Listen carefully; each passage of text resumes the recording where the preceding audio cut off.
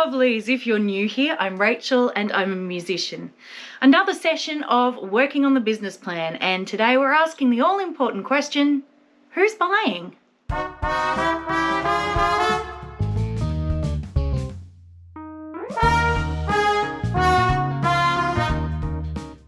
This is an aspect of artistic life that almost all practitioners feel uncomfortable with. We know we need to sell in order to earn a living, but we don't like the idea that we're somehow manipulating people into parting with their cash. We've all had that feeling when we spent money on something and regret the purchase. Do you repeat that purchase? Generally not. So rest assured, if people are willing to repeatedly choose your art over all the other options they have in their lives, they believe that you are worth the investment.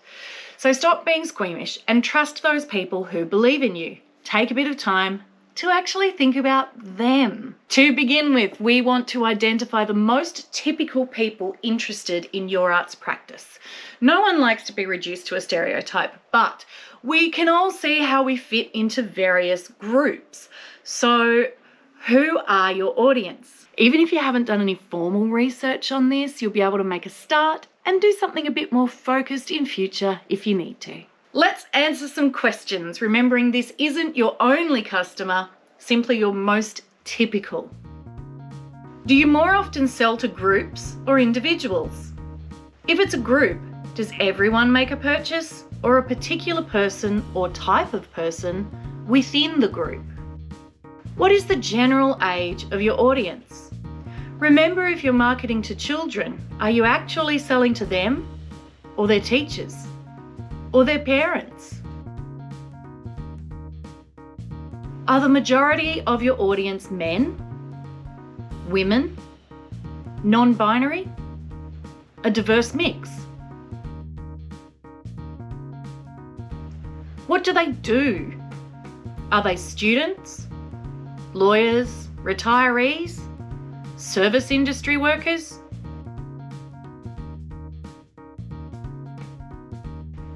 Do they already understand your product, or do they appreciate more guidance? Are they devotees or collectors of your art form?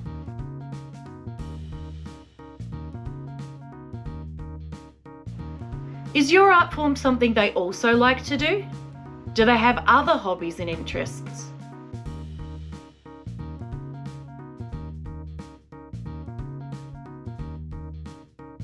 How did they hear about you? Did they see some advertising or promotion? Are they repeat customers? Did they specifically look for you, or did they stumble across you by accident? Where do they come from? Are they local?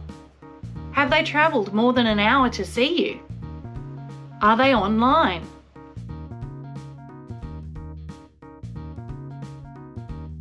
What is the most common product they want from you?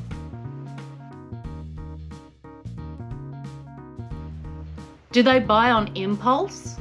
Do they buy in bulk? Do they buy for themselves or as gifts for others? Do they ask about discounts, about packages or subscriptions? How frequently do they buy? And how much do they typically spend? Do they pay by cash, card, PayPal, or another online option? Now imagine a purchasing situation of your art's product. What need is this person or group of people meeting by investing in your art's practice? Does it give them a sense of belonging? Or prestige, or self-fulfillment?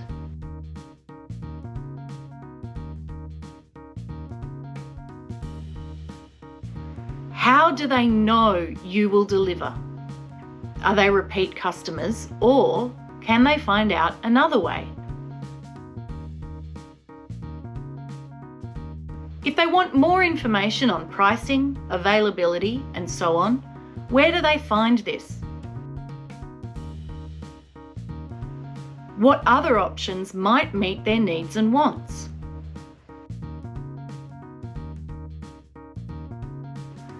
Why might they choose you over the competition?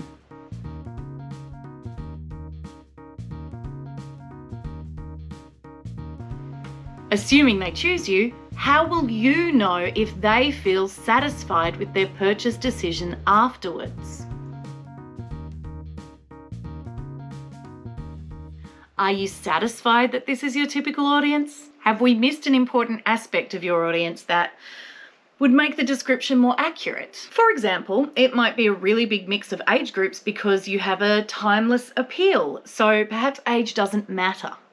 Or perhaps you appeal to both students and older pensioners because of a price point or the timing of your performances or whatever. If you're really not sure, go with what you have for now, or even better, actually ask your clients, customers, and audiences some questions. This is market research, and if you've never done it, I promise it's the best way to get information about your audience. If you've still got some unanswered questions, make a note that this is a gap in the information that you want to figure out how to fill when we get to setting up strategies. Last week, you'll remember we talked about market types and how our products fit into that. Mass, differentiated, target, niche, and customized. Can you remember which of those 5 market types you were in? Did you define it? Come back to that definition, write it down if you haven't already, and follow it up with your summary of your target audience, who they are, and why they buy or might buy your products. For our purposes, this is your market analysis. If you feel comfortable going further, you might research some statistics about the arts market in general and how you could potentially increase your market share. But since we're doing this analysis for the purpose of defining our current situation, this isn't strictly necessary, especially if this is your first time doing a business and marketing plan. That's it for this week's session. Don't forget to subscribe if you want to get serious with your creative business or if you're just interested in this creative journey. I'll see you next time.